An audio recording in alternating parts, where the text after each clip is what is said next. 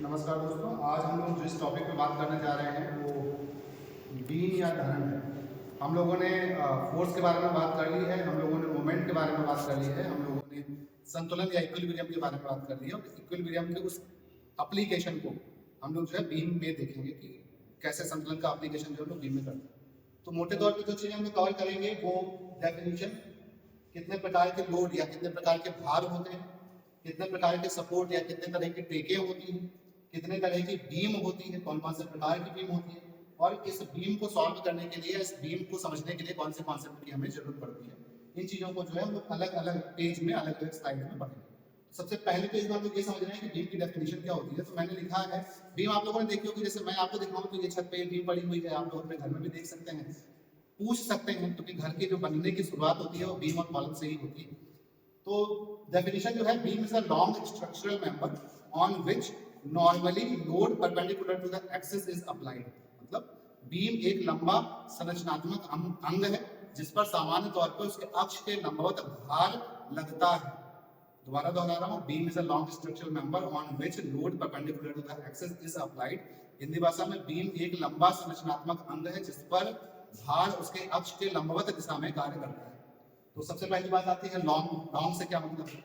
Long या लंबे से मतलब है कि उसकी जो लंबाई है उसकी अन्य दो डायमेंशन यानी कि चौड़ाई और गहराई की तुलना में ज्यादा होगी। दूसरी बात, स्ट्रक्चर से क्या मतलब है? तो दो तरह की चीजें हम लोग जानते हैं, एक होता है स्ट्रक्चर और एक होता है मशीन्स। मशीन में जब बाह्य बल लगाया जाता है तो सापेक्ष गति होती है, स्ट्रक्चर में जब बाह्य बल लगाया जाता है तो विरूपण होता है। जैसे साइकिल है, जब साइकिल में आप पैडल पे फोर्स लगाते हैं तो साइकिल चलने लगती है। जब छत है, छत या दीवार पे आप फोर्स लगाते हैं तो वो चलती नहीं है, वो स्थिर ही रहती है, उसमें विरूपण होता है। स्ट्रक्चर जिनमें बाह्य बल लगाने पर विरूपण हो और मशीन जिसमें बाह्य बल लगाने पर सापेक्ष गति हो। लोड, जो तमाम तरह के भार होते हैं, अभी हम लोग आगे देखेंगे कि जो external to the system force काम कर रहा होता है उसे हम लोड कहते हैं। मतलब जो सिस्टम पे बाहरी बल कार्य कर रहा होता है उसे हम लोड कहते हैं। जैसे मैं तुमसे कहूं कि अभी तुम मेज पे बैठे हुए हो तो तुम मेज पे भार हो। अभी मैं तुमसे कहूं कि तुम मेज को अपनी खोपड़ी पे ले लो या सिर पे ले लो तो मेज तुम पे भार हो जाएगी। तो वो चीज। परपेंडिकुलर का मतलब लंबवत होता है, एक्सिस का मतलब अक्ष होता है। अक्ष का मतलब होता है कि किसी भी, जैसे मैं तुमसे ये कहूं कि तुम्हारे या ये तुम्हारी टूटी हो, सॉरी बोतल दे दो, इस बोतल के अगर मैं स्लाइसेस कर दूं और उन सभी स्लाइसेस के सेंट्रॉइड को मैं मिलाऊं तो जो रेखा मुझे प्राप्त होगी उसे मैं अक्ष कहूंगा। मतलब इसके केंद्र से जाने वाली जो रेखा है वो इसका अक्ष या इसका एक्सिस है। तो बीम में जो लोड लगता है उस एक्सिस के सामान्य तौर पर परपेंडिकुलर डायरेक्शन में, लंबवत डायरेक्शन में। तो ये सारी ही चीजें जो हमने यहाँ पे बोर्ड पे लिखी हुई है, लॉन्ग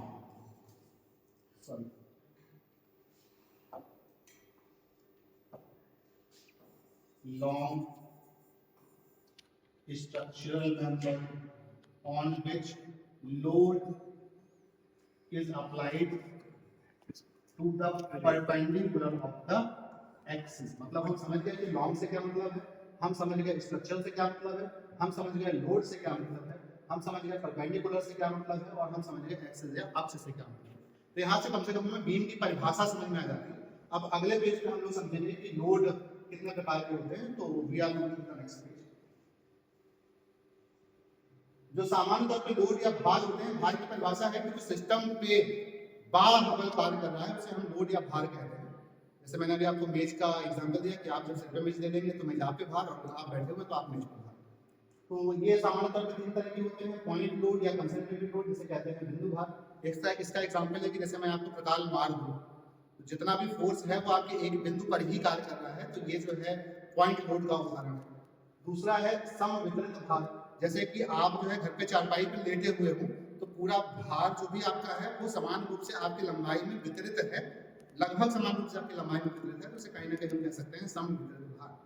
तीसरा है यूनिफॉर्मली वैरिएबल लोड, या एक समान रूप से बढ़ता या घटता हुआ भार। तो इसका मतलब है कि जैसे मैं इस मेज पे ही सीट पे ही आपसे कहूं कि एक तरफ सबसे पतला लड़का, फिर उससे मोटा, उससे मोटा, उससे मोटा, उससे मोटा बैठते चले जाओ, तो भार जो है वो एक समान रूप से बढ़ या घट रहा है, इसे हम कहेंगे एक समान रूप से बढ़ता या घटता हुआ भार। इसको रिप्रेजेंट कैसे करते हैं? जैसे आप यहाँ पे देख रहे हैं, ये पॉइंट लोड को रिप्रेजेंट किया है। यहाँ पे आप देख रहे हैं ये दोनों ही तरीके जो है समवितरित भार को रिप्रेजेंट करने में है। इसके बाद ये जो तरीका है एक समान रूप से बढ़ता हुआ भार और एक समान रूप से घटता हुआ भार को रिप्रेजेंट करने का तरीका। इसके बाद बात आती है कि सपोर्ट कितने प्रकार के होते हैं। सपोर्ट को हिंदी भाषा में कहते हैं टेक। टेक कितने तरह की होती है? मोटे तौर पे टेक जो है वो 3 तरह की है। सबसे पहली रोलर सपोर्ट, दूसरा हिंज सपोर्ट, तीसरा फिक्स सपोर्ट। तो रोलर सपोर्ट का अगर मैं आपको उदाहरण देना चाहूँ और मैं आपसे कहूँ कि आप स्केटिंग वाले जूते पहन के खड़े हो जाइए, जब आप स्केटिंग वाले जूते पहन के खड़े होंगे और मैं आपको धक्का दे दूंगा तो आप फिसलते ही चले जाएंगे।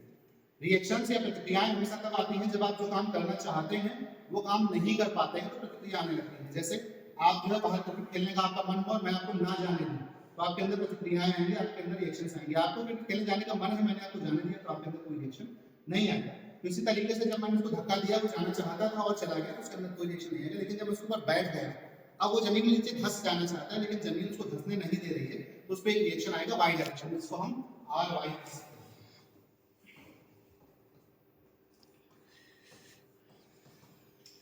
सिमिलरली दूसरा जो सपोर्ट होता है उसे हम हिंज सपोर्ट कहते हैं। जैसे आपने प्रकार देखा होगा, प्रकार का अगर आप एक पैर पकड़ लीजिए और दूसरे पैर से उसे घुमाइए तो वो घूमता चला जाता है, मतलब उसमें और उसको अगर आप एक्स या वाई अक्ष में ले जाना चाहिए तो नहीं जाएगा। मतलब आप इमेजिन करिए मैं प्रकार दिया नहीं हूँ, अगर प्रकार मेरे पास होता तो मैं उसको ऐसे ऐसे करके घुमा सकता था, लेकिन ऐसे में धक्का देकर ले जाना चाहता तो नहीं जाता, ऊपर धक्का देकर ले जाना चाहता तो नहीं आता। तो जो काम नहीं हो पा रहा है वहीं पर रिएक्शन आता है। तो हिंज सपोर्ट में आपको आर एक्स और आर वाई, आर एक्स और आर वाई दोनों तरफ रिएक्शन मिलता है, मोमेंट का रिएक्शन नहीं मिलता है। यहाँ पे आपको आर वाई का रिएक्शन मिलता है, आर एक्स का रिएक्शन नहीं मिलता है और मोमेंट का रिएक्शन भी नहीं मिलता है। सिमिलरली तीसरा आप देख रहे हैं फिक्स सपोर्ट। फिक्स सपोर्ट का मतलब है जैसे मैंने दीवार पे कील लगा दी, अब उस कील को मैं नीचे लेके जाना चाहता हूँ, नहीं जा रही है। कील को मैं अंदर धक्का देकर जो धंसा देना चाहता हूँ, नहीं धंस रही है। कील को मैं घुमाना चाहता हूँ, नहीं घूम रही है। तो तीनों ही काम नहीं कर रहे, मतलब उसमें तीनों तरह के रिएक्शंस आएंगे, आर एक्स भी आएगा, आर वाई भी आएगा और आर जेड भी आएगा। तो यहाँ पे जो है आपका आर एक्स भी आएगा, आर वाई भी आएगा और एम भी आएगा। सॉरी मैंने आर जेड कह दिया था, आर जेड की जगह मुझे एम कहना चाहिए, एम का मतलब मोमेंट्स है, तो वो चीज आपको ध्यान देना चाहिए। तो मोटे तौर पे हमारे पास 3 तरह के सपोर्ट है, रोलर सपोर्ट, हिंज सपोर्ट और फिक्स सपोर्ट। किसमें कौन सी तरह के रिएक्शंस आते हैं वो चीज हम लोगों ने यहाँ पे बात कर लिया। अभी कुछ समय बाद अगली क्लास में हम लोग एक सवाल भी लगाएंगे तो इस पर डिटेल में डिस्कस। अगला बात आती है कि टाइप्स ऑफ बीम। बीम कितने प्रकार की होती है? तो जैसे आप देख रहे हैं कैंटिलीवर बीम, कैंटिलीवर बीम में एक सिरा फिक्स और दूसरा सिरा फ्री होता है। सिंपली सपोर्टेड बीम में दोनों ही सिरे सिंपली सपोर्टेड यानी कि सरल रूप से आलंबित होते हैं। यहाँ पे आप देख रहे हैं एक तरफ रोलर सपोर्ट है, एक तरफ हिंज सपोर्ट है। दोनों तरफ अगर आप हिंज सपोर्ट बना देंगे और एक्स दिशा में अगर आपने फोर्स लगाया तो स्टैटिकली इंडिटरमिनेट बीम हो जाएगी। तो इस चीज का ध्यान रखना होगा। ओवरहैंगिंग बीम एक तरफ या दोनों तरफ अपने सपोर्ट के बाहर निकली हुई होगी। कंटीन्यूअस बीम में 2 से ज्यादा सपोर्ट होते हैं, जैसे आप देख रहे हैं 1 2 3 4 टेके हैं, 4 सपोर्ट है। फिक्स बीम दोनों ही सिरों पे फिक्स होती है। तो अब एक और इंपॉर्टेंट टॉपिक आता है जिसे हम कहते हैं स्टैटिकली डिटरमिनेट या इनडिटरमिनेट। जिस बीम के रिएक्शंस को हम लोग स्टैटिक्स के सिद्धांतों का उपयोग करके ज्ञात कर सकते हैं उसे हम स्टैटिकली डिटरमिनेट बीम कहते हैं। और जिन बीम के रिएक्शंस हम स्टैटिक्स के सिद्धांतों का उपयोग करके नहीं ज्ञात कर सकते हैं उसे हम स्टैटिकली इनडिटरमिनेट बीम कहते हैं। अब बात आती है कौन से स्टैटिक्स के सिद्धांत है जो हम लोगों ने इक्विलिब्रियम में पढ़े हैं, वही है स्टैटिक्स सिद्धांत। जैसे आप देखते हैं तो सिग्मा एफएक्स, चूंकि ये बीम जो है 2 डायमेंशनल है, कॉन्सेप्ट में आप देखिए चूंकि बीम आपकी 2 डायमेंशनल है। 2 डायमेंशनल का मतलब है इसे हमने बोर्ड के तल पे बना दिया है। अब चूंकि कोई भी चीज जो है 2 डायमेंशनल तल पे आ गई है तो वो चीज 2 डायमेंशनल है। अब ये बीम 2 डायमेंशनल है, मैंने पिछले टॉपिक में आपको बताया था कि 2 डायमेंशनल के लिए जेड वाली सारी चीजें जो है वो हट जाती हैं। तो यहाँ पे सिग्मा एफएक्स बराबर 0 है, सिग्मा एफ वाई बराबर 0 और एम एक्स वाई बराबर 0 है। तो इनके सिद्धांतों का उपयोग जो है हम लोग को करना होता है बीम के रिएक्शंस को निकालने के लिए। ये आपकी परीक्षाओं में भी पूछे जाने वाले सवाल हैं, तो इन सवालों को थोड़ा सा हम लोग ध्यान से देखेंगे। अगले क्लास में हम लोग इससे संबंधित 1 या 2 सवाल रिकॉर्ड कर देंगे और जो लोग ऑफलाइन में है वो 1-2 क्लास सवाल हम लोग समझा देंगे, बाकी आपके विषय अध्यापक आपको समझाएंगे। तो इंपॉर्टेंट है ठीक तरीके से इसको रिवाइज करके अगली क्लास में आइए ताकि जो सवाल हैं आपको आसानी से समझ में आ जाए, क्योंकि सवाल लगाने के लिए आपको कॉन्सेप्ट जो है पता होने चाहिए। अगर आपको कॉन्सेप्ट नहीं पता है तो आपके सवाल नहीं ही लगेंगे। तो आप इसको जो है ठीक तरीके से पढ़ के अगली क्लास का वेट कीजिए, और जब भी अगली क्लास होगी तो हम लोग जो है बीम से संबंधित सवाल आज की क्लास यहाँ पे